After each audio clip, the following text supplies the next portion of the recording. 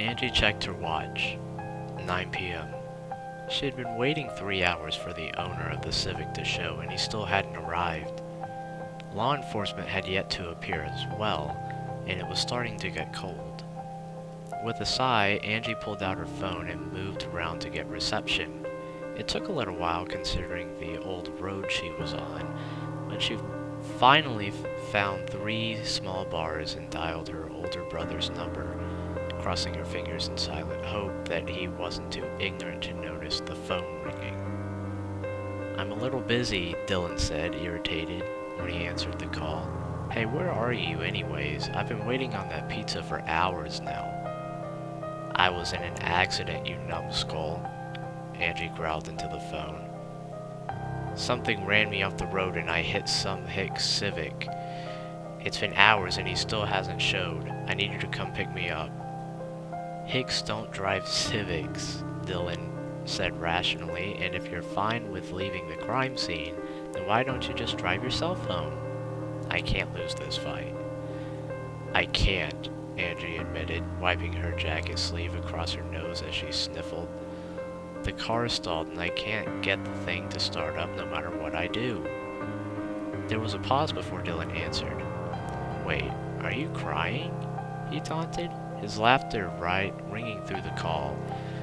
"Just wait a few more minutes, you crybaby, and then call me back if he's not there." "I'm not crying, you jerk," Angie shouted at him. "It's literally freezing out here and the temperature's only gonna get colder, so please just shut up about the video games and get out here before I have to freeze to death." "Sheesh, sorry." Angie could feel Dylan rolling his eyes at her. "I'll come and pick you up. Where are you?" So Angie gave him directions and ended the call, not wanting to waste what little battery she had. She threaded her arms together tightly and held her jacket close to her chest in an attempt to keep warm until Dylan arrived. She hadn't been out in the cold for long, so she probably wouldn't have frostbite, right? Headlights broke the darkness ahead of her, and Angie breathed a sigh of relief.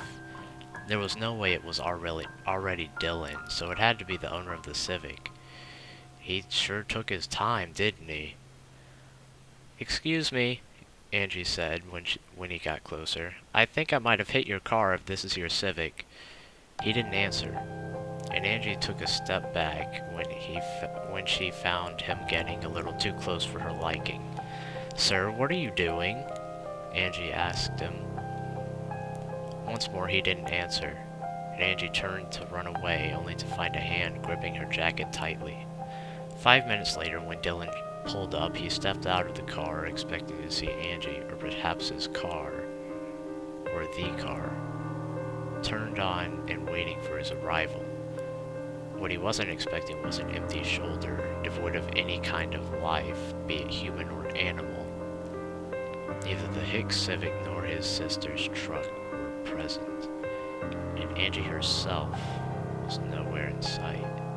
The only thing that could be found was her gray cardigan, discarded in a pile of leaves.